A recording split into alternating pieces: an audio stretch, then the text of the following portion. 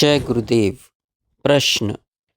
जिस जीव ने परमात्म स्वरूप में स्थिति प्राप्त कर ली है, वह इस अस्थि पंजर रूप देह को क्यों कैसे ग्रहण किए रहता है? उत्तर। परमात्मनिष्ठ जीव इस शरीर आदि को स्वप्न के समान मिथ्या मानता हुआ ही नियति वशात इसमें निवास करता है। जिसकी अज्ञानमयी निद्रा भंग हो गई है और वासनात्मक सभी भावनाएं गल गई हैं, वह ज्ञानी इस संसार रूपी स्वप्न को देखते हुए भी नहीं देखता। मोक्ष से पहले पहले ही प्राप्त होने वाले इस संसार को अज्ञानी सत्य सा विद्यमान देखता है। देवता, असुर, नर, नाग आदि सभी मन के संकल्प द्वारा ही रचित हैं। संकल्प के शांत होते ही तेल रहित दीपक की भांति सब शांत हो जाते हैं। जैसे महान आयोजनों से परिपूर्ण स्वप्न भ्रम मात्र ही है, सत्य नहीं है, ऐसे ही मन के द्वारा रचे गए इस जगत को भी दीर्घकालीन स्वप्न ही जानो, जो अज्ञान निद्रा में ही दिखता है, जो ना तो आदि में ही है और ना अंत में है। वह मध्य में भी नहीं होता, केवल झाई के समान भासता है। अज्ञानी इस सर्वदा काल अभावग्रस्त असत संसार की इच्छा करता है, अतः उसे यही प्राप्त होता है।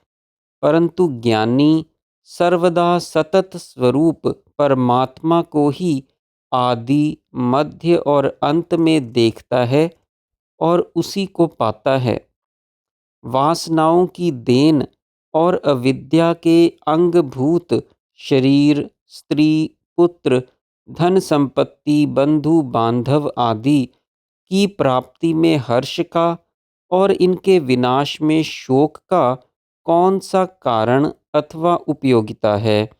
जो भी नश्वर है उसकी सदा उपेक्षा करो।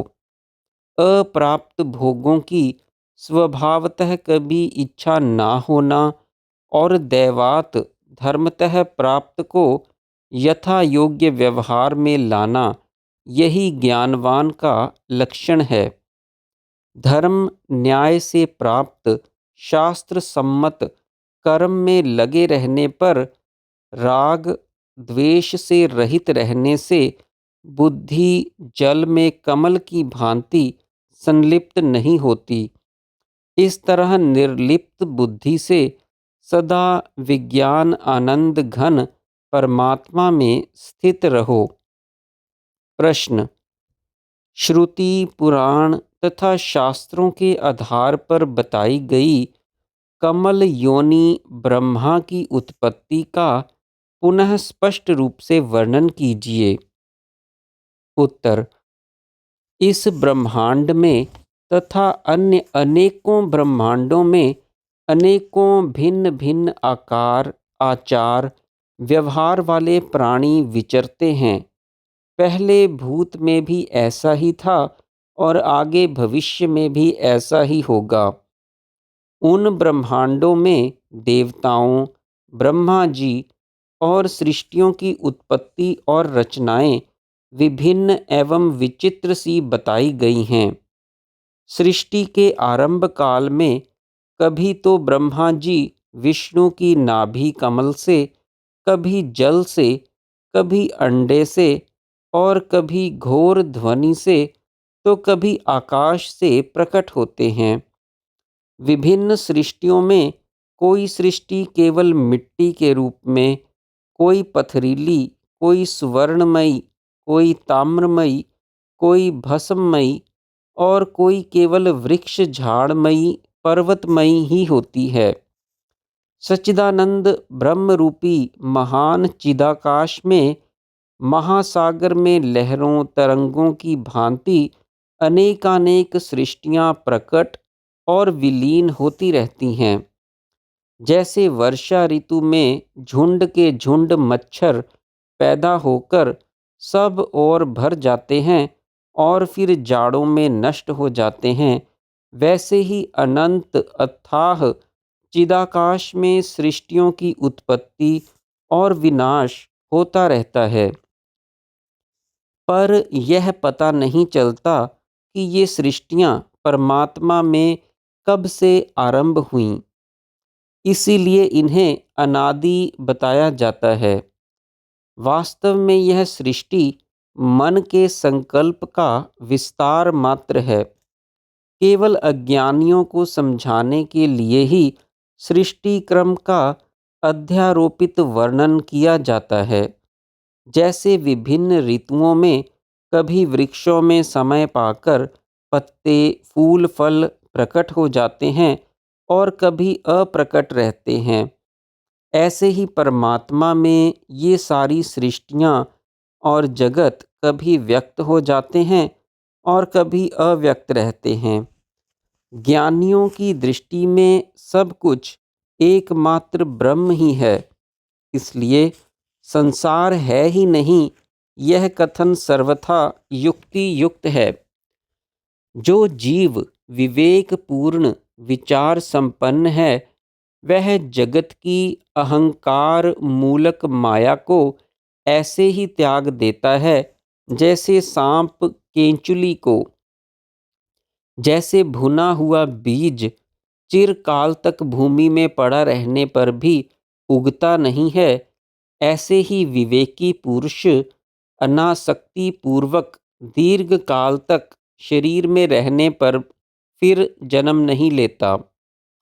चिन्मय परम समता रूप आत्मा की बहुर्मुखी वृत्ति या दृष्टि ही संकल्प का प्रारंभिक सूक्ष्म रूप है, जो चिदात्मा की दृश्य उन्मुखी दृष्टि से वैसे ही स्थूल या घनीभूत होता जाता है जैसे मेघों से आकाश। बीज में अंकुर की भांति चिदात्मा की चेतना की स्वभिन्नवत चैत्य भावना अर्थात देखने तथा जानने की इच्छा ही उसका संकल्प या उन्मेष है।